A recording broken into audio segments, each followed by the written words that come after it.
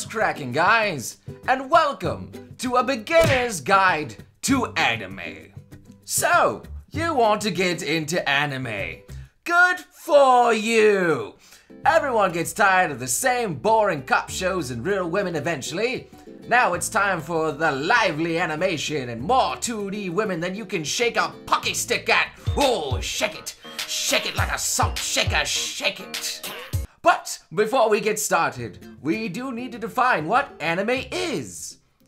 Trash. Good. Now that that's out of the way, let's actually look into what you'll be getting yourself into. There are several different categories of anime, so much so that it can be quite intimidating to look at. It's a shame most of them are hot garbage, and the only ones that really matter is this one right here. Well, I suppose there is this one too, but that one only really matters at night when you want to give yourself some giggle time. Oh, baby, let's get age restricted. Now to break down the different types of shonen out there. The first is battle. Well, you guessed it, people battle. Usually it's big muscular men.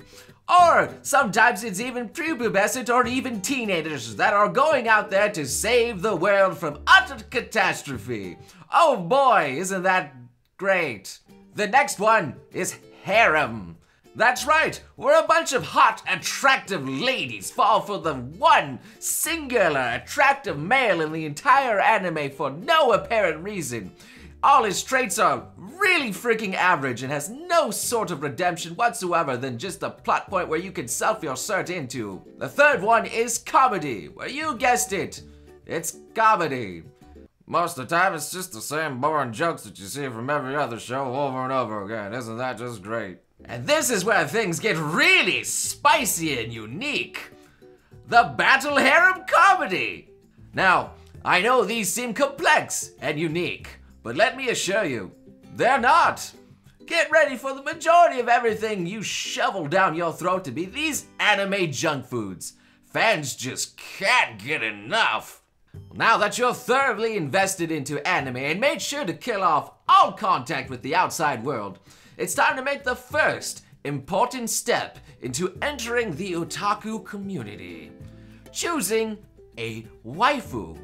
If you are unsure what a waifu is, they are basically the superior versions of real women in every way. To list them in order, number one, they're free. Won't cost you a single penny for those awkward dinners and expensive hooker bills.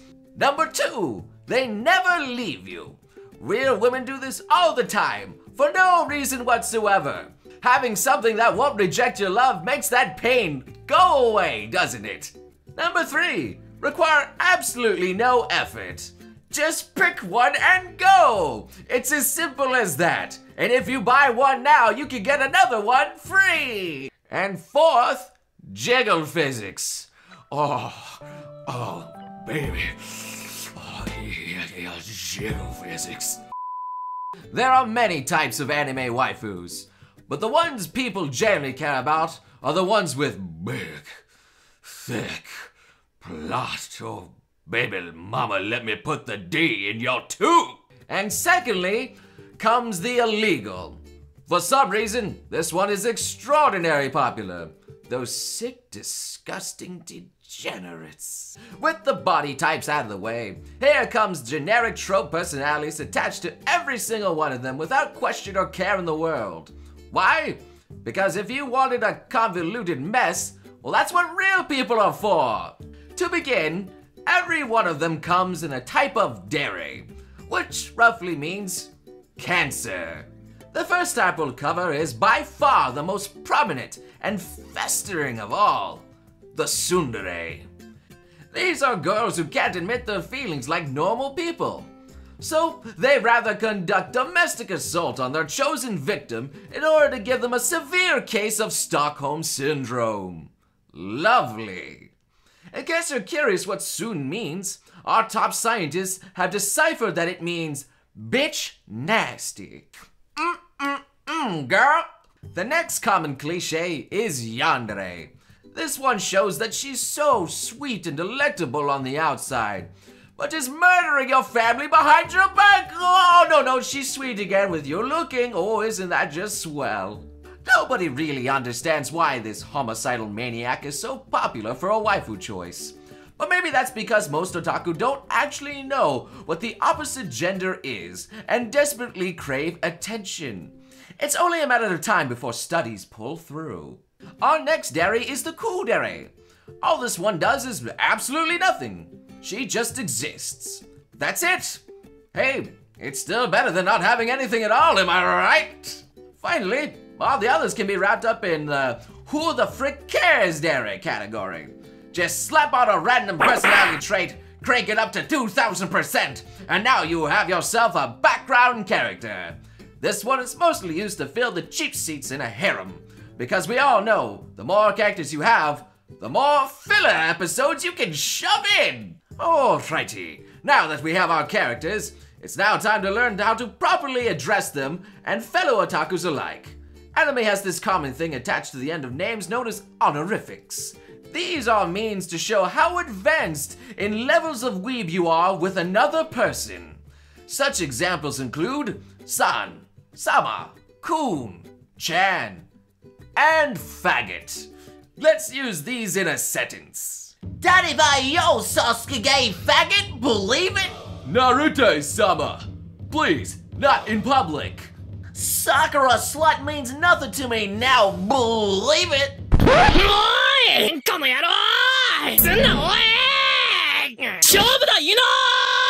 Yasta-chan, please stop riffing off my show, believe it? Splendid! Now with the formalities out of the way, it is now high time we learn about the general terms you'll need to communicate with other otakus. Our first word is kawaii. Say it with me. Kawaii. Kawaii. Congratulations! You have just made your first step away from society.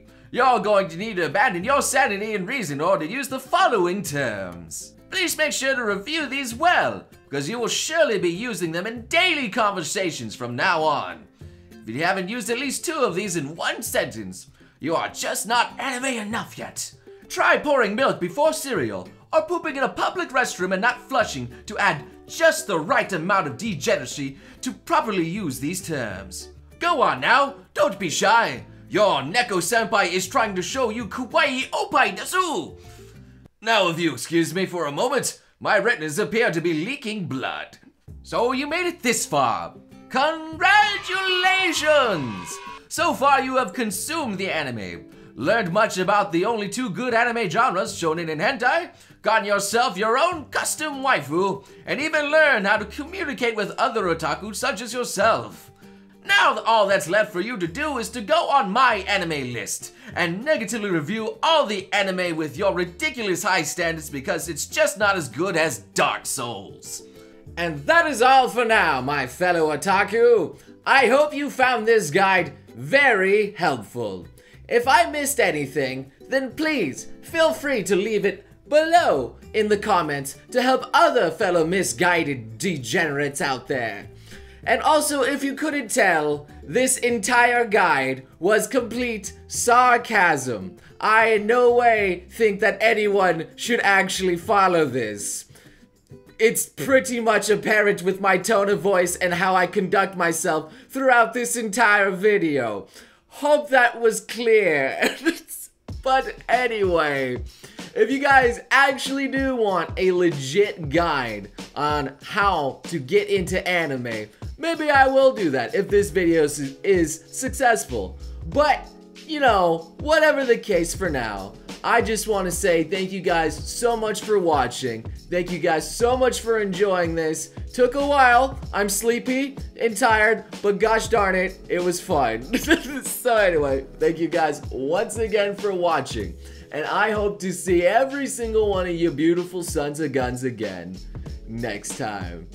Okay, I'll admit, the jiggle physics are a pretty legit reason to like anime. You can't go wrong with them jiggle physics. They're amazing. You crazy mother.